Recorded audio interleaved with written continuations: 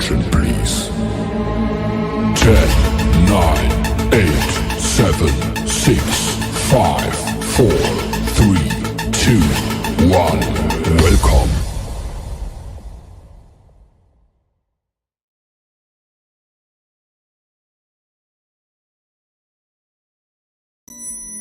They're here. Rise, my nation. Gather around and prepare. Our pride will be restored. Our shadow will fall with wicked damnation. Rise, my nation. Rise. This is your nation. This is our nation. This is the Raider Nation. Can you dig it?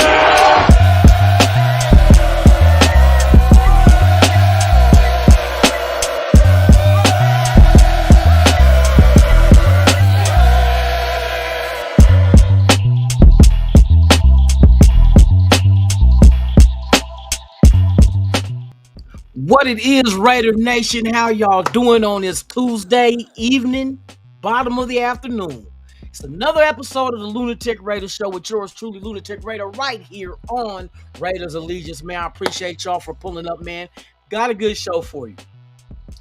I know people typically do a simulated mock draft. We're gonna take it a little further than that. We're gonna do a simulation of the draft itself, not picking people on a website. We will actually watch what it sounds like and what it looks like and who it can be that the Raiders take at number 6 this year in the draft. 2 days away. 2 days away, we're gonna get there. I'm putting you guys in the mood. I'm getting y'all excited, man.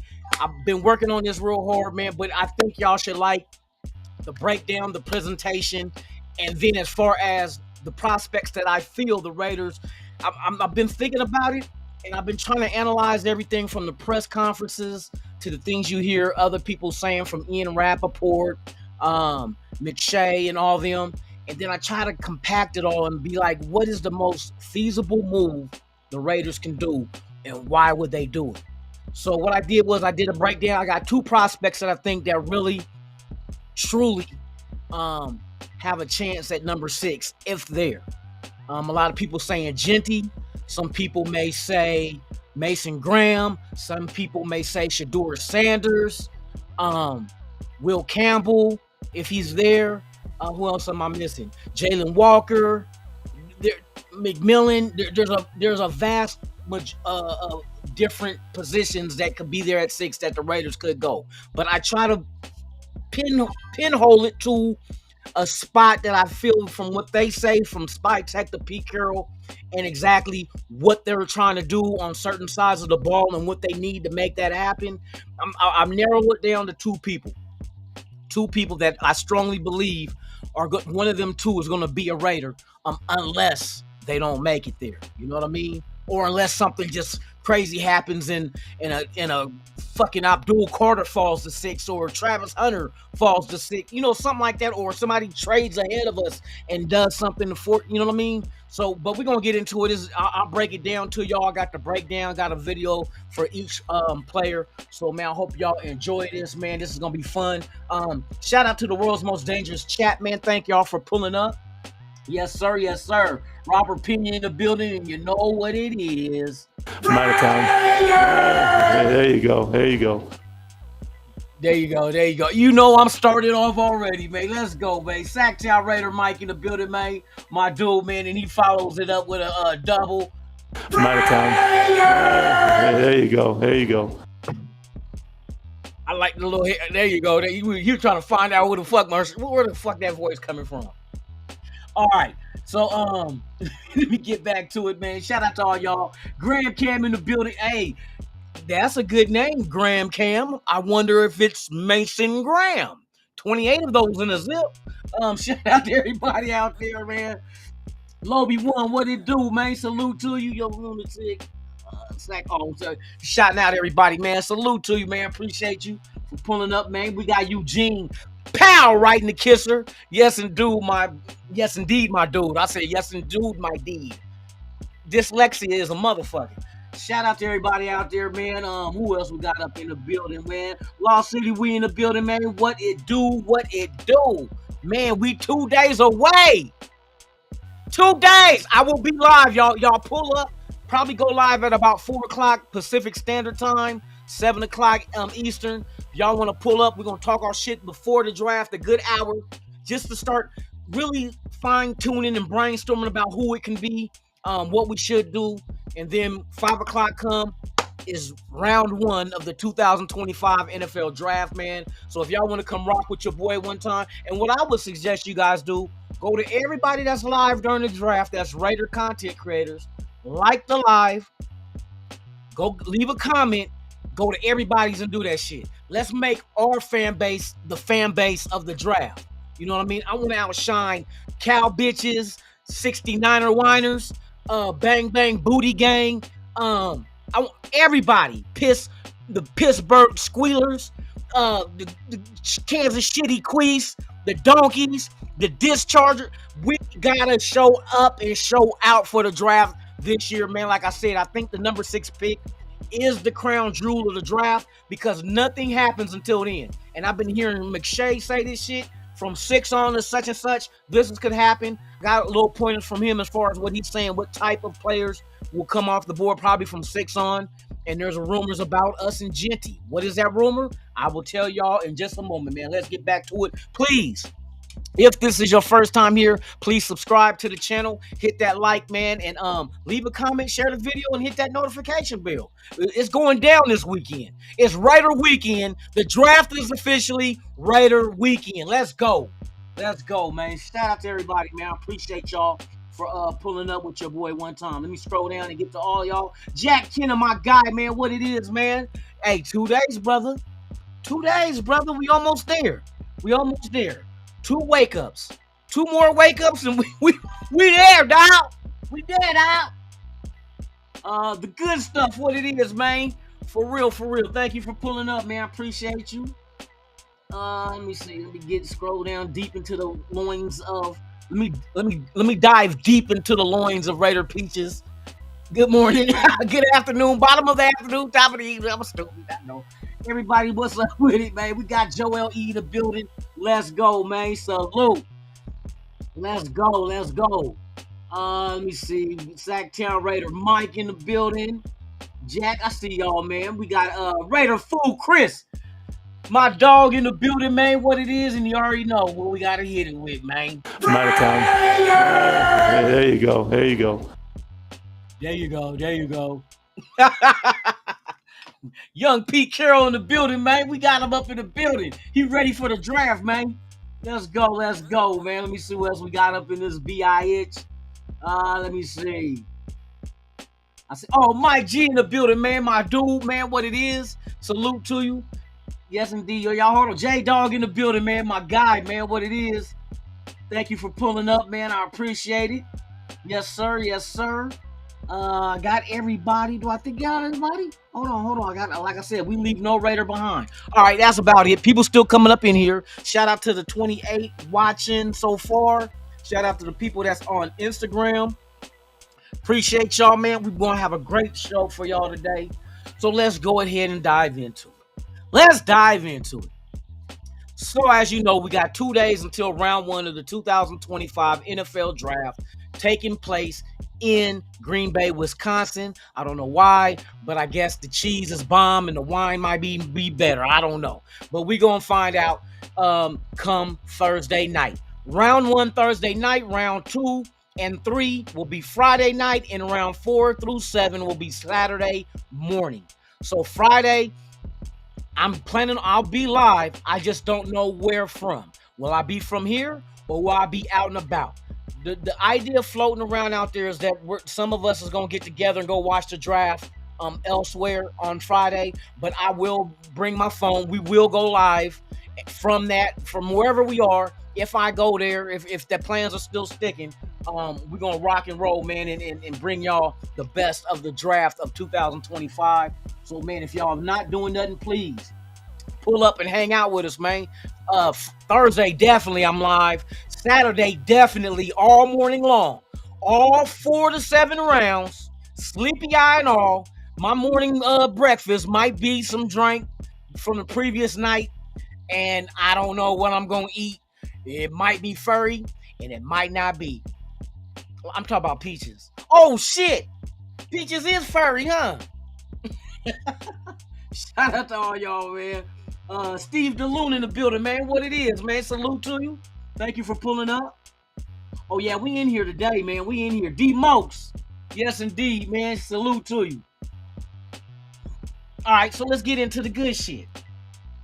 So like I said, let me see, make sure I got everything. Okay. So I'm gonna bring it to y'all raw and uncut. Let me cut this music off. We gonna act like it's the draft.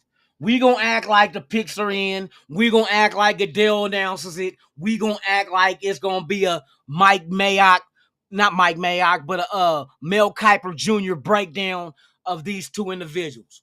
The first dude I'm gonna bring to y'all, let me get this up off here real quick. The first guy that I'm gonna go to out of the two is the second guy I think could be taken. There's a guy ahead of him that I think the Raiders really got their eye on from everything that I done researched, went out there and looked for, press conferences, interviews, all that shit. So the first guy up that we're gonna go ahead and that I think the Raiders could possibly take at 6 if he's there. And we gonna, like I said, I'm about to roll out the red carpet for y'all. So I hope y'all enjoy this. Close your eyes and pretend you're in Green Bay, Wisconsin, and the number 6 pick is the 10 minutes and ran off the clock, and now it's our turn to pick. What would that sound like?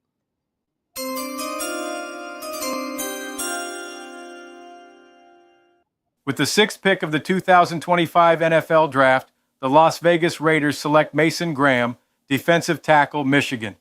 A 3-technique player who provides activity, effort, strength, and quickness. Graham's first step quickness makes interior disruption inevitable. He has the instant read and response to regularly beat lateral blocks. He's stout at the point of attack with great leverage and body control, but will lose some ground against double teams. Graham's lack of length makes it tougher for him to find quick wins as a rusher, but he more than makes up for it with his activity level and foot quickness. Harmonious hands and feet are the catalyst for his edge-to-edge counters, while his extended effort and closing burst help him get home. He may not dominate as a pro, but his strength, body control, and quickness should allow him to play his brand of ball and become a good starter in an upfield defensive front. Strengths: plays with a non-stop motor and easy movement, gets into blockers before they can get into their action. Compact power with instant punch and the ability to extend at the point. Lateral quickness to eliminate reach blocks and penetrate the gaps. Former wrestler with a feel for leverage through contact. Range and hustle feed his tackle production. Relentless edge to edge as a rusher. Accurate hands and a slippery upper body to infiltrate the pocket. Can cause havoc on twists and as a standing rusher. Outstanding short area burst to close on quarterbacks. Weaknesses built with a burly frame and stubby arms. Lack of length creates additional work to get around wide bodies. Not enough bull rush to collapse guards into the pocket. Has trouble dropping a deep anchor against double teams. Needs to develop a go-to move to improve sack production. A personnel director of an NFL team said, Graham can be a nightmare for O-line coaches because the defense can line him up over the worst athlete inside. And that's the first guy that I think that the Raiders will focus on. I think they're really, when it comes to linemen, it's not just offensive linemen that Spike Tech is into. He likes his linemen, but defensively. I think if you can build a stout front four, similar to the Philadelphia Eagles, like they had last season, and that they continue to build on. If you have a Max Crosby, a Christian Wilkins, a Mason Graham, and a healthy Malcolm Kuntz, you would arguably have one of the best front fours in a 4-3 defense in the NFL. And that's even in comparison with the Philadelphia Eagles, just because of what each guy can bring to the table.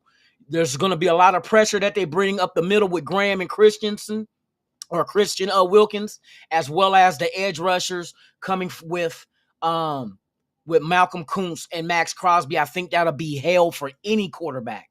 And I think in our division, to shut down those quarterbacks is a must, because you got a lot of guys that's real pity-patty when it comes to their feet movement. They like to move around in a pocket. They'll run on you if you give them that opening. We need guys to make sure that shit don't happen, that they get contained and we can get hands on them. Then that way we can allow the linebackers that we have to be able to drop back and fill in passing lanes to make it more difficult for these quarterbacks to have open throws to their targets. So I think Mason Graham would be solid at 6. That's the second guy. Just hearing, you know what I mean? I'm hearing other teams talk about Philadelphia. This is what teams, if you can do this, if you can get your front four like this is what you can, and that's facts. Defense still wins championships. Offense score points, defense wins championships, and that's the thing. If we can minimize the scoring of another team, that allows our offense not to have to do too much. There's one thing of having to do too much and forcing passes and causing interceptions and turnovers when we want to get away from that. You know what I mean? So I think if you can have a bomb-ass defense to keep offensive scoring down, then that allows our offense to just go out there and function. Do what you're supposed to do. Everything is going to come to you. It ain't going to be we're playing from behind 3 touchdowns down and we got to just pass on every play just to catch up. We can stay within our offense. We don't have to get too careless, and we don't have to be too careful. We can go play our game. So I think a good defensive front will allow us to do that on both sides of the ball to get after it. You know what I mean? So that's the one guy. Shout out to Navy Vet, man. I appreciate you for pulling up, man. Appreciate it. Yes, indeed. James Furpo come up in here with what? From out of town. There you go. Yes, indeed. I see you, Furpo, man. You always hitting them up with the Raiders, though. You shouldn't have no voice now. Now, let me quit. All right. So that's the first guy I think that the Raiders truly would have their vision set on. I know some people may say, what about Ashton Genty? Well, let's find out. Let's find out. Who is the second guy or the first guy? The number one guy overall that I feel like the Raiders really have their eyes on, because everything else they've been talking and names they're throwing out there are smoke screens. This is one guy they have not talked about. Is it Genty? They talked about him, huh? Maybe they did talk about him. I don't know. We're going to find out, though. So here's the number one guy I feel that the Raiders really have their eye on, and if he's there at 6, he will be a Las Vegas Raider come Thursday night, round 1, pick 6. Let's go.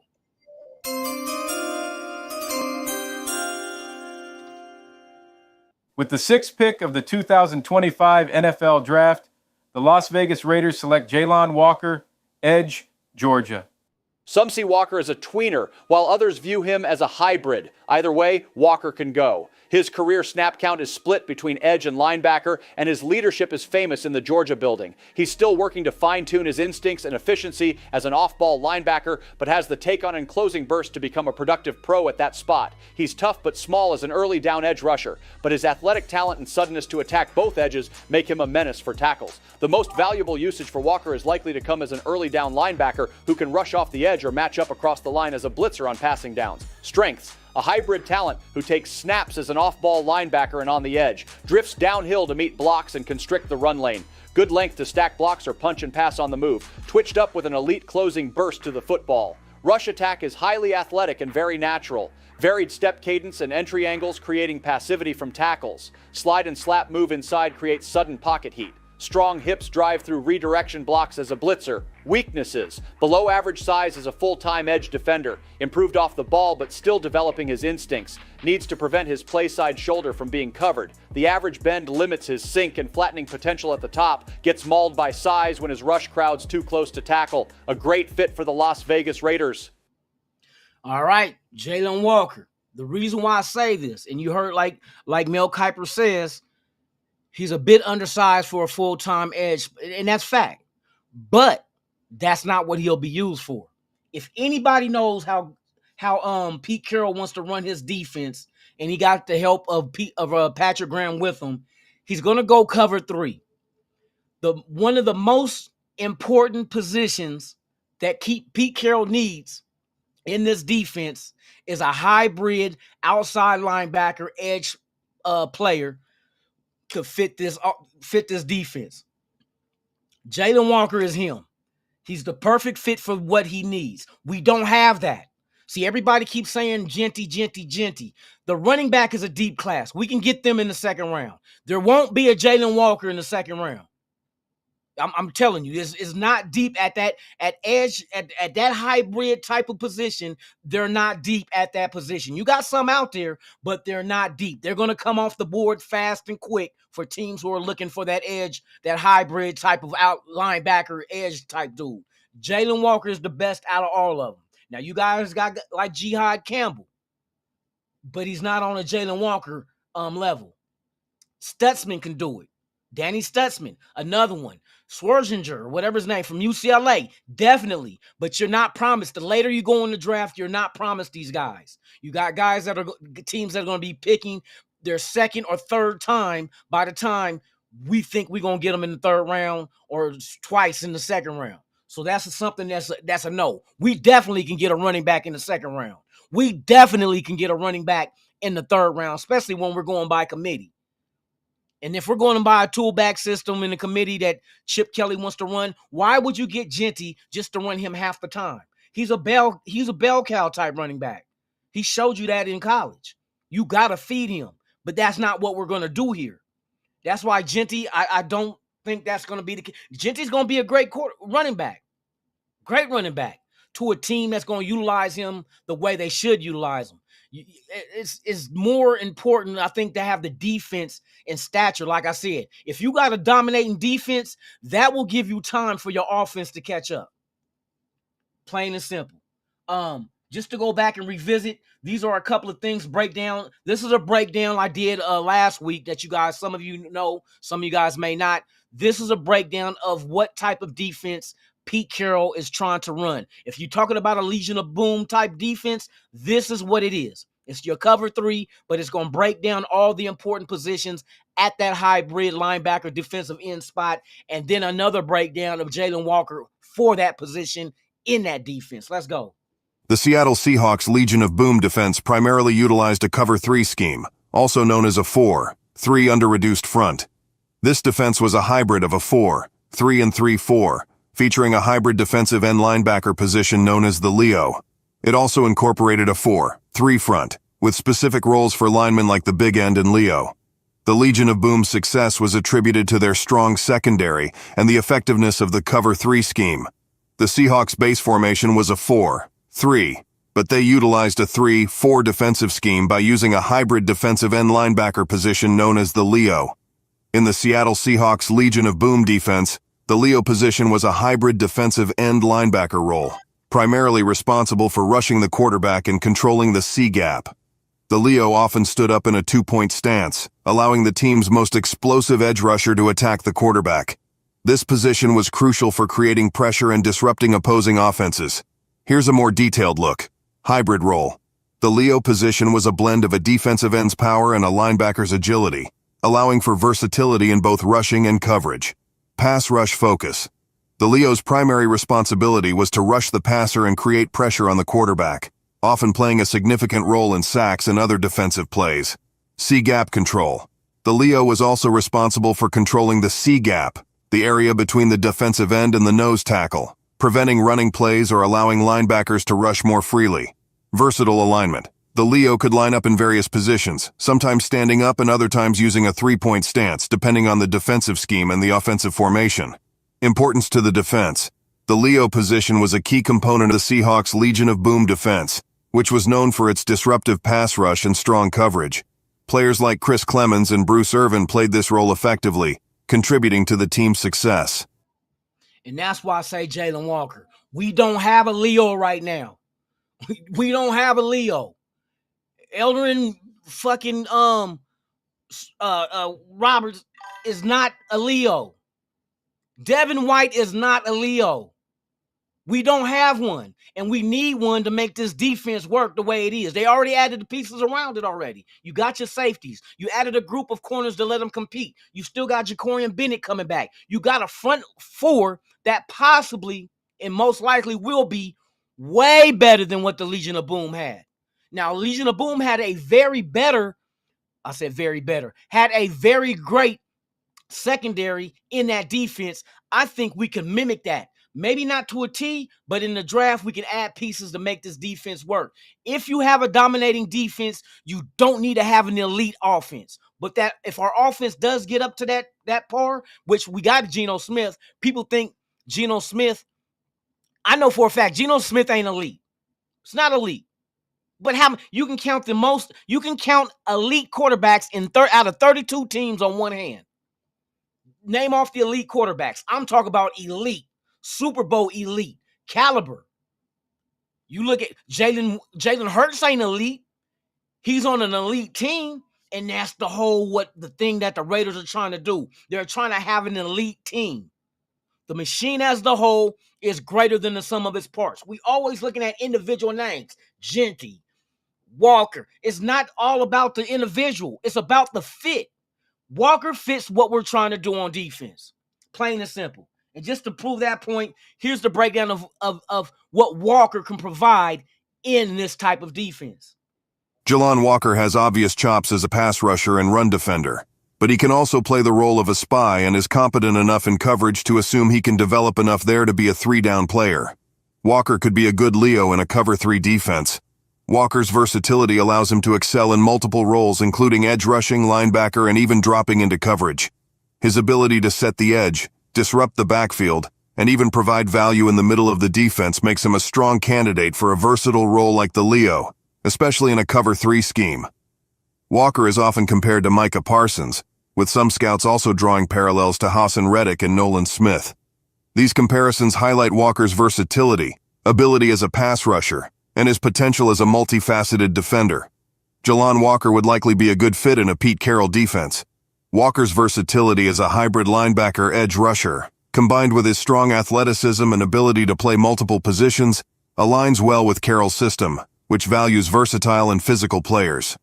Walker's experience playing both off-ball linebacker and edge rusher makes him a valuable asset in a system like Carroll's, which often utilizes versatile players to create mismatches and put pressure on the opposing offense. Carroll's defenses emphasize physicality and athleticism, and Walker's strong frame, speed, and ability to make plays in the run and pass game would be valuable. Walker's willingness to play multiple positions, as evidenced by his time at Georgia, would allow him to be deployed in various situations, from base downs to nickel packages. His Butkus Award, recognizing him as the top linebacker in college football, speaks to his ability and potential to be a leader and playmaker on the field. Pete Carroll has a track record of developing and utilizing versatile players in his defenses, and Walker's skills and experience would make him a natural fit for that approach. Jalen Walker is a perfect fit, bro, for what we're trying to do, and it's a position that we don't have. We don't have a fucking Leo. Everybody wants to running back. Let me ask y'all this. Do you think linebackers in this draft is as deep as running backs? Let me ask y'all that. Are linebackers in this draft as deep as running backs? And if you say yeah, I'm gonna have to drug test you next time you leave a comment. I'm drug testing all commenters. You feel me? Because no, linebacker isn't as deep as running back in this draft. So if you got something that's deep, for instance, let me give you a good example and an analogy that you might understand and comprehend. Say, for instance, you drink Corona, right? Say I got a 24 pack of Corona, right? And say you only got 5 cans of some exotic ass IPA, like your favorite IPA, stronger than the Corona, but you got more Corona, but not as much IPA, right? Are you going to down the IPA first?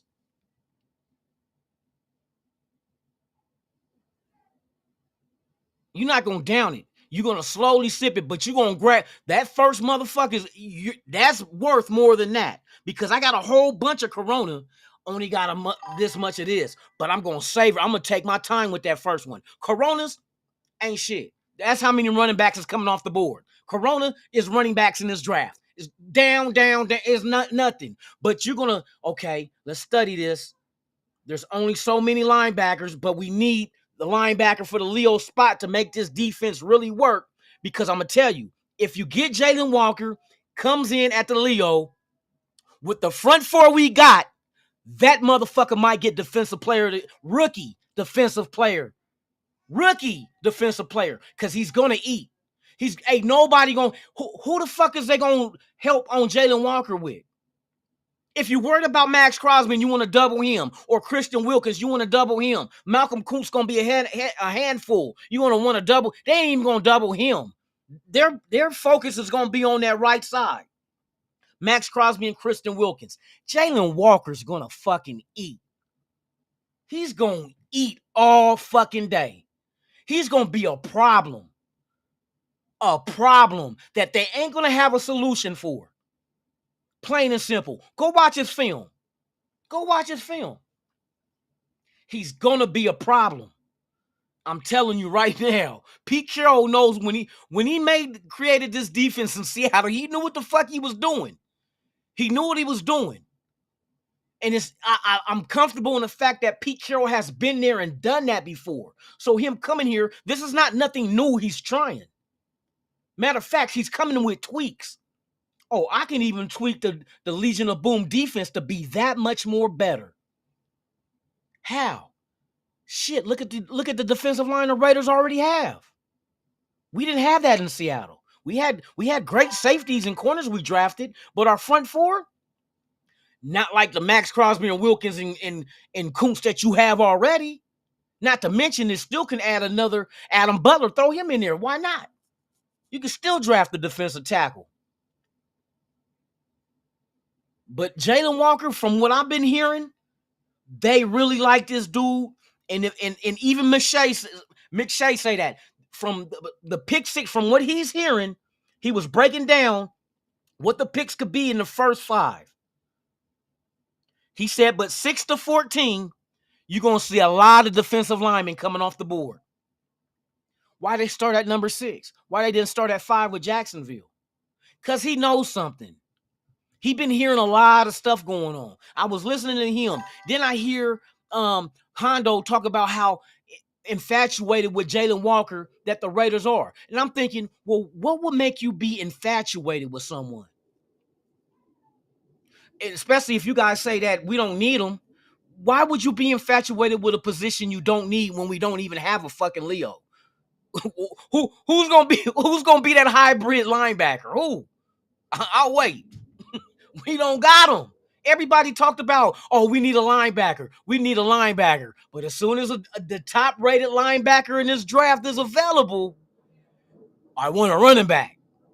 And there's a shitload of running backs we can win games with.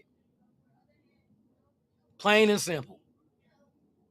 Oh, we need a Genty. We need a Genty. You don't need a fucking Genty in a deep-ass fucking running back draft. It's so plentiful. It's like you're gonna get the guys that fit what you're trying to do. It's gonna be there. It's gonna be there. Shout out to 805, man, because I was listening to his thing last night and they were talking about running backs like, yeah, Genty is a great running back, but it's not a dire need to grab him at 6. It's not. Somebody's gonna be stupid to trade up for him, and I hope they trade up with us if none of the guys we want is there. And that's a possibility too. They saying the Raiders, if you got a handful of guys that the Raiders might have graded equally at different positions, we can trade back and still get one of them. Get more assets.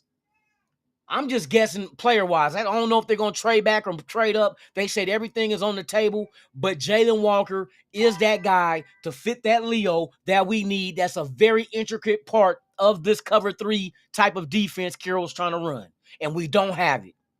We don't have it. I don't know what y'all thought Eldrin Roberts was going to be. You thought he was going to be the Leo?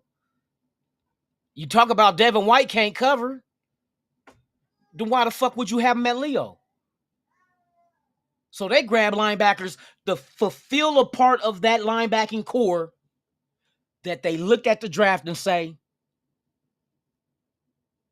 middle linebackers, it's done deal. We got them. Now, they're on prove-it deals. They might not be fantastic individually, but you add all the parts together, and then you start looking at it as a whole like, oh. Shout out to Kendrick. You look at that 87 motherfucking Grand National, Buick Grand National, the last year they had turbo in that bitch as a total complete car, you're amazed. The spark plugs don't excite me. The gas and brake don't excite me. The steering wheel don't excite me. The gray interior don't excite me. The wheels don't excite me.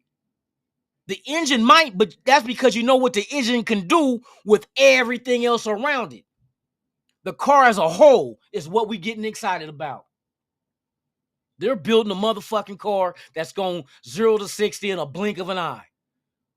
They got speed out there. They got big hitters out there on defense. Now you got to add to it. Who else has speed and is a big hitter? Oh, Jalen Walker. I like Jihad Campbell too.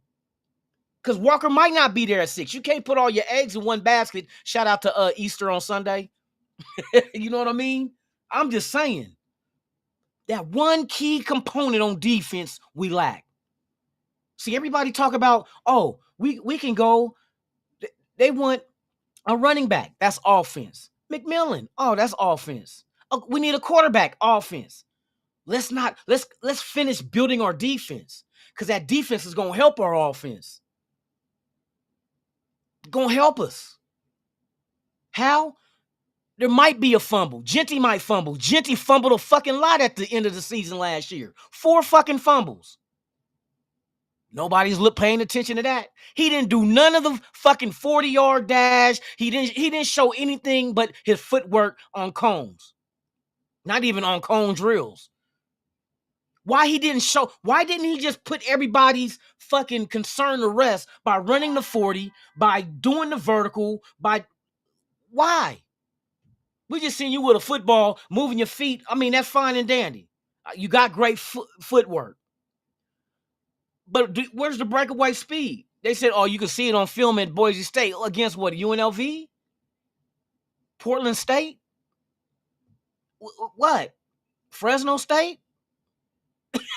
Who? Because they made a lot of good points last night. Go watch Genty against some top-tier, talented defensive type teams. Now, all fucking running backs ain't going to be the superb of everything. It's not going to happen. He's going to have flaws. But putting that ball on the ground, bruh, it's not a good look, man. And I try to overlook it like, well, he can catch. He's great in the catch in the passing game. Facts. Run game. Facts. Make people miss in the backfield. Facts. But putting the ball on the ground, like I thought his fumbles all were like early in the season. Nope, end of the season. Matter of fact, I'm gonna look that up right now since we on here talking this shit.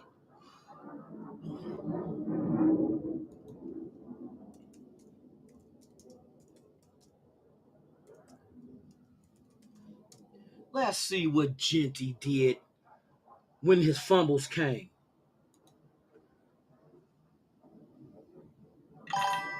All right, here we go. Genty.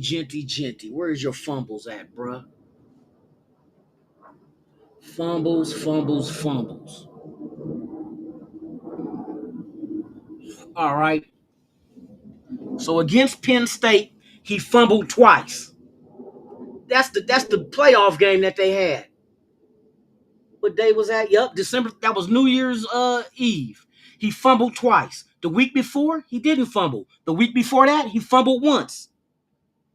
So he fumbled 3 times in 3 games, the last 3 games of the season. Then he didn't fumble for 2 weeks. Then he fumbled again. So that's 4 fumbles. So he had 4 fumbles, and they're all in the latter part of the season, with 3 of them coming in the last 3 games of the season. How that happened?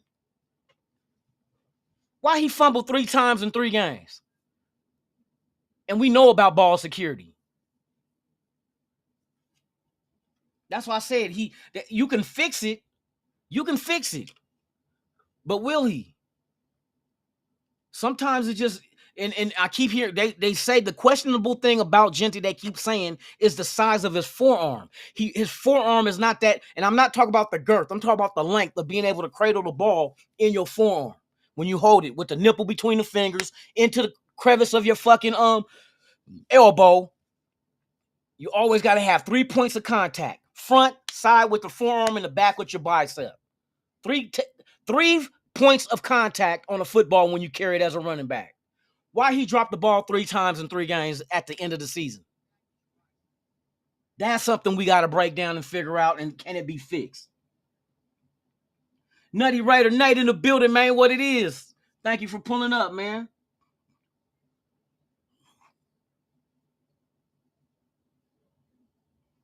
I'm knowing the offensive line. That's why you think he had so many breaks, breaking tackles in the backfield. The offensive line ain't shit. But even if that, why is he fumbling the ball? You can't blame the offensive line for him fumbling. And it wasn't like he was doing that all season. He come out the gate, yeah, he's busting their ass. But then again, I'm looking at who he's playing, busting their ass. And then I don't see no turnovers until he plays. Nevada. He fumbled against Nevada. He fumbled once and he lost it. He fumbled again and lost it against Oregon State. And then he fumbled twice and lost one against Penn State. 4 fumbles, bruh. And we used to talk about Jacobs and his fumbling.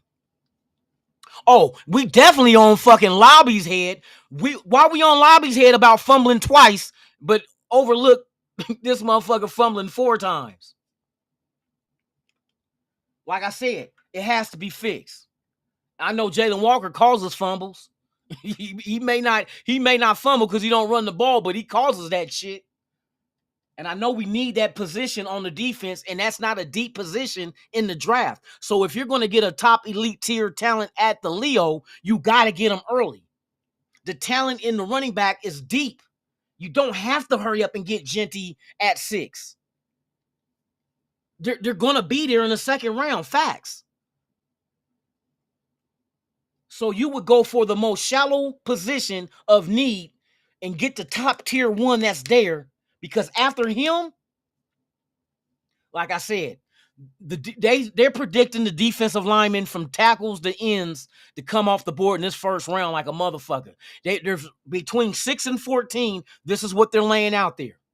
From what they're hearing, they feel like the tackles in the ends are going to be coming off the board.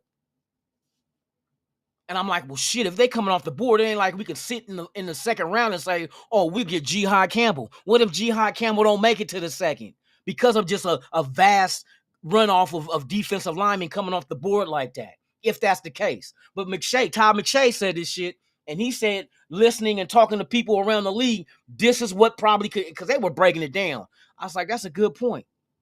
Now, he never made the connection with Jalen Walker, but he did mention that as a possibility of him and Graham there at 6. And they said one thing about the Raiders, they said they don't think we're going to take Genty. And it kind of looks like that. You keep hearing Genty. I think what the Raiders are doing, they're putting that out there so they can get a team to jump them to grab Genty to push Jalen Walker to him. Because I think Jalen Walker is a threat of going to New England or even Jacksonville. It makes sense. But it all depends on who's there at 4 and 5. So they're thinking if Jalen Walker and Graham is there at 6, that's a possibility for the Raiders. I know everybody said the offensive lineman, Imbu, or whatever how you pronounce it. I heard that too. But it ain't the fucking tackle we need. It's a fucking guard. That's why I'm like, what the fuck is we talking about here? It's a guard. It's 2 guards we need. Oh, we can bump DJ Glaze inside and grab a... Okay, that makes sense. Imbu is a right tackle. You would put him at right tackle. But is he more valuable at his position at right tackle than a Genty is at running back or a Walker is at outside line and edge? Is he more valuable at his position than these guys are? Because last time I checked, the tackle that's worth more than Imbu is Will Campbell? Will Campbell? That's the only one. And then they try to talk about his arm length. But he's a left tackle. But he's considered the best tackle in this draft. Another one is Kelvin Brooks Jr. That's another good one. They said he dropped a little bit because towards the end of the season he got a little banged up. But that's another one. But there's a lot of different things. I'm just trying to guess from what everybody else is saying and what I'm reading and how they're responding. I'm trying to, and I don't hear the Raiders talking about Jalen Walker at all. I've never heard them talk about Jalen Walker. That's telling me they're trying to lull us to sleep. Make us out of sight, out of mind. If I don't mention their name, they won't think about it and attach us to him. But you Genty. They're always asking questions about Genty. You hear them say lineman, but they didn't specifically say which lineman. Oh, you know how I like my linemans? Spytech said that shit. You know how I like my linemans. He didn't say offensive lineman. He didn't say defensive lineman. He said lineman, open-ended. So I'm like, okay. And he said they didn't want to show their hand. So I'm thinking they're trying to force a team to make them think that they're really going after Genty to make them jump us. The Bears would have to jump us, and they have the draft picks to do it. They're sitting on 2 second-rounders. Who else? Dallas, if they really want them, they could make a move to jump us, and try to get them. New England and Jacksonville are perfect candidates to trade back. So that will be your target, which happens to be the 2 picks that's ahead of us. Go figure. I'm just trying to figure this shit out, bro, as far as what I'm hearing and what it sounds like. Genty, bro. Even Genty is talking about the Raiders. I think as soon as I can go with 6, unless and this is what he just said recently. I can see myself going 6 to the Raiders unless somebody trades past them and get me. I can see that happening. So I know Genty is hearing teams. Oh, we're gonna come get you. If you don't make it to 6, it's because we came and got you. So there's Genty ain't gonna be there at 6, bro. That's a big possibility. A big possibility. So I hope you guys don't, get butthurt if somebody trades over us to get Genty, because somebody felt Genty is the end all be all.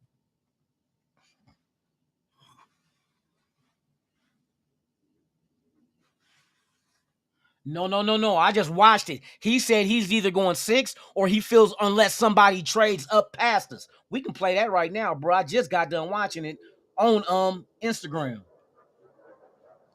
Hold on, let me bring this shit up real quick. Oh, they might not let me. Oh, can I open up a new window?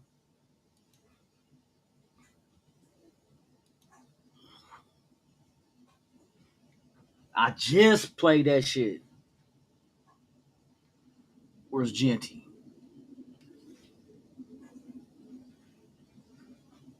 I just listened. Oh, here it is right here. All right.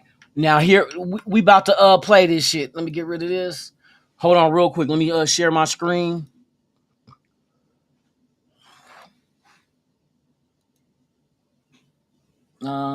We're going to, where's my Instagram? And we're going to share the volume.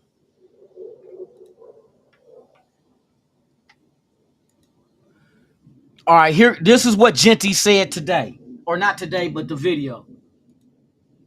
I think the earliest that I would go is number 6. That's my belief. And that would be the Raiders at that pick or somebody else trading up to get in front of them possibly. I think that's what's gonna happen.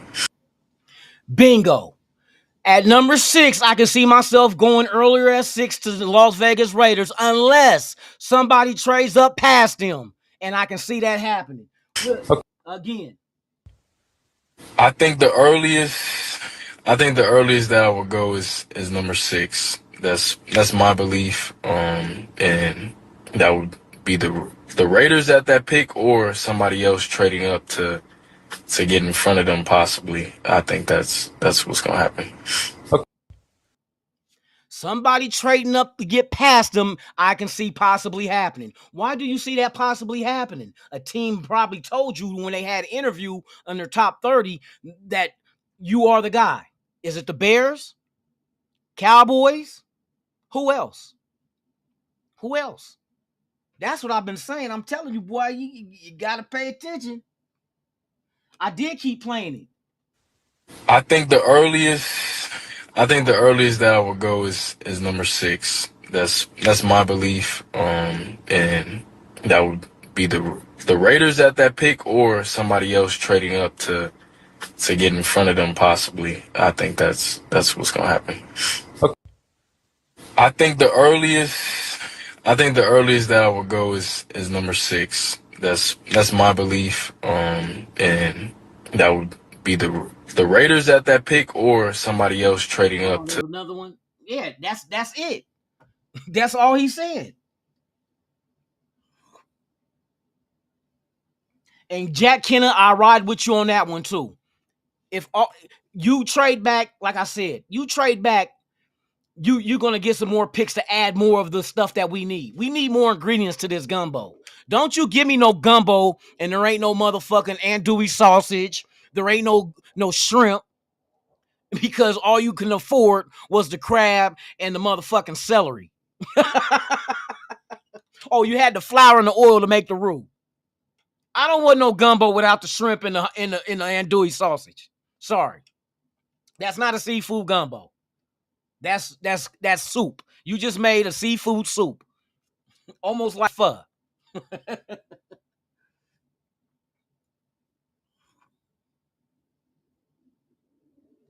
Shit, Genty ain't gonna be no Raider, bro. I'm sorry to bust your bubble, but that don't look like it's something on the menu.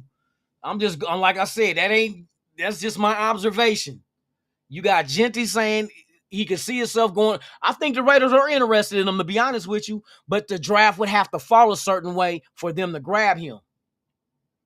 Facts. This is how this will let you know.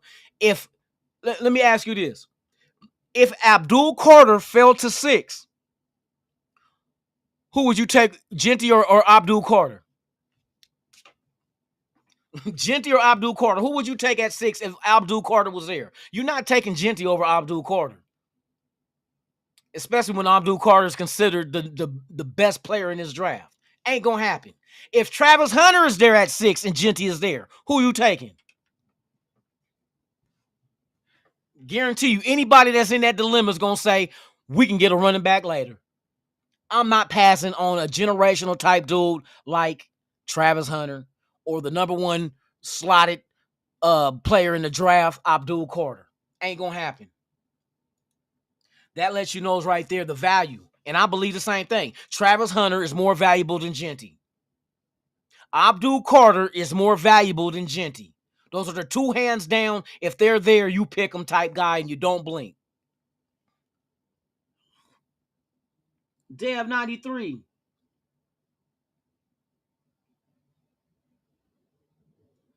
Say that shit, Dev.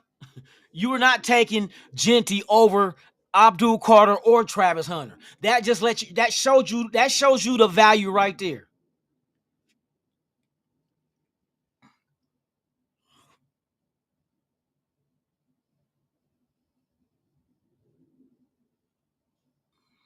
Bruh, trade back. I'm telling you, this draft it has the positions we need. That's the thing. We're not just gonna draft one running back. Believe that. It's gonna be like a couple of years ago when we grabbed Britton Brown and Zamir White. 2 of the most ridiculous ass choices we made. But one of the running backs, Britton Brown, came in the 7th round and Zamir got drafted in the 4th. This time we can go 2nd round, especially if you got multiple 2nd rounds. My theory is this. For this draft, to be a perfect draft, accumulate as many 2nd round picks as you can. Accumulate 2nd round picks. Because while the way I'm looking at this draft is, the 1st round is going to force you to grab some shit you need. And that's a no-go. Don't be forced to grab shit you need. Second round, the value comes down, and now you grab shit that's best for you at that point of when you draft. 4 second-round picks is what I did on a mock draft. How did I do that? I traded back twice. I think I traded back to 10, no, the 9, and then the 14, and I accumulated 3 second-round picks to add to my own 4. I got both running backs from Ohio State. I got Schlesinger, the linebacker from UCLA, which since I didn't get Jaden Walker and I traded back, he wasn't even nowhere for me to grab. I ended up getting him for the Leo position. Offensive lineman I grabbed at 14 was Kelvin Banks Jr. Tackle, which now our offensive line. I thought about the offensive line first. Take care of the offensive line, and you can make any running back look great. So I added the tackle because not only do you're not just going to go get an offensive tackle just for the run game. You need one to protect your quarterback too. So whatever you get on that offensive line is going to serve 2 purposes. Help you in your run game, opening holes, and protecting your quarterback. Geno Smith must be protected, and the running back must have people in front of him. Now, we talk about how bad the offensive line at Boise State was. So if we address running back before we address the offensive line, what you think Genty gonna do? Why Zamir couldn't get no yards this year like he did at the end of last year? Oh, I know why. Because there wasn't no JPJ playing, and there wasn't no Glaze. They upgraded the line a little bit, but we still got concerns at the guard spots. Why not address the offensive line first and then worry about the running back? Because it's going to, like I said, it's going to serve 2 purposes for protecting your quarterback and opening holes for your running back. We know Genty can't block. Everybody broke that down. So don't expect him to help you keep Geno Smith clean either. Like, we got to factor everything. Every fucking move the Raiders make must be made with precaution and precision. The 2 P's. Precaution and precision is how we got to approach this draft. Don't go for the flashy name. Go for the guy that can come right in and help you, especially these first few picks. And if you get 4 second-round picks, guess what that means? That's 4 starters. Your first and second round are starters. That means you can come away with 5 starters in this draft if you do it right. If you do it right. I just want to get the best selection to make this team better, to be competitive. Compete for wins to get into the playoffs. You can't go to the Super Bowl if you don't make the playoffs, and you can't make the playoffs if you can't win games. Everything has a pecking order, and we got to peck it in the correct order. Facts. Shout out to everybody out there. I appreciate you, man, for real, for real. Yeah, with that O-line, but see, that's the thing. You don't have to draft him in the first round. You can get your O-lineman in the first round. Now you're talking about, see, the one thing that they talk about doing is grabbing a tackle, putting them at right tackle, and bumping DJ Glaze inside the guard. You just solidified your right side of your line. Right side of the line, done deal. And it's a young line. Look, your center, JPJ, going into his second year. DJ Glaze bounced to guard going into his second year. If you go get Mbow, whatever fuck, Mbow at right tackle, rookie year. That's your right side of the line solidified for years to come. Colton Miller, you do not get rid of him. You don't get rid of him. All you got to do, if he has a contract issue, let's what I said. Let's guarantee this year's contract. It's only 1 year. None of it's guaranteed. Well, he played last year, non-guaranteed. And after being hurt with that shoulder, that opened his eyes like, bro, I can't be out here putting my career, you know what I mean, in harm's way of not getting paid if something go down. And I'm out here, blood, sweat, and tears for this team. Fully guaranteed his $16 million. Then come back to the negotiating table at the end of the year. It's like a prove-it deal, but at least he's guaranteed 1 year. It's not if we let him go in the middle of the season, he don't get shit. You know what I mean? He ain't got to worry about that. He's taken care of at $16 million. Healthy. I know he's a whole lot healthier now than he was at last season, beginning of last season. So you give him this whole year, just like you're doing Malcolm Kuntz. You give him Malcolm Kuntz $12 million for 1 year. Prove it. Show us. We could talk money. Salary cap is going to go up again. And a lot of these 1-year deals that we signed, guess what? They're off the cap again after this year as well. And we only bring back those who fit what we were doing that were productive. Smart move. Smart move. The cap will no longer be an issue with us. The salary cap will no longer be an issue.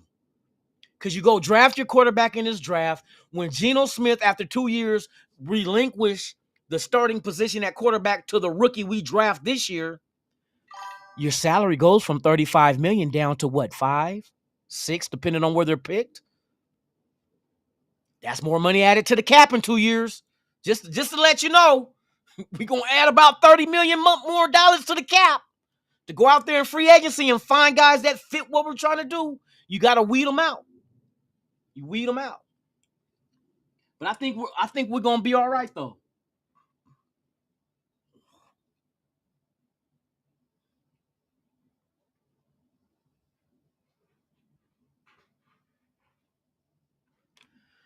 I think we're gonna be all right, but it's fun to, you know what I mean? This is gonna be exciting. Hey, like I said, I'll be live Thursday, starting at 4 p.m. Pacific and 7 p.m. Eastern, right here on Raiders Allegiance. We're gonna cover the draft. We're gonna have a good hour. We can have more discussions like this.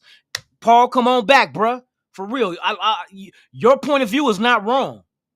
I'm just trying to guess what the Raiders are gonna do. I'm not saying what they should do. I'm just, you know what I mean? I'm trying to argue from all aspects because we got to get this right, bro. We got to get this shit right. And like, there's a lot of players that picked at 6. If we got Genty, I'm not going to be mad, bro. No way in hell will I be mad. I wouldn't be mad if we got the corner from Michigan or Graham or Walker or McMillan. Some people might think it's a little too high, but it serves a need. We need a number 1 wide receiver. Now, I think McMillan is a little bit too high at 6. I think you could trade back a couple of spots and still get him and obtain another draft pick in the second round. My 2 cents, shout out.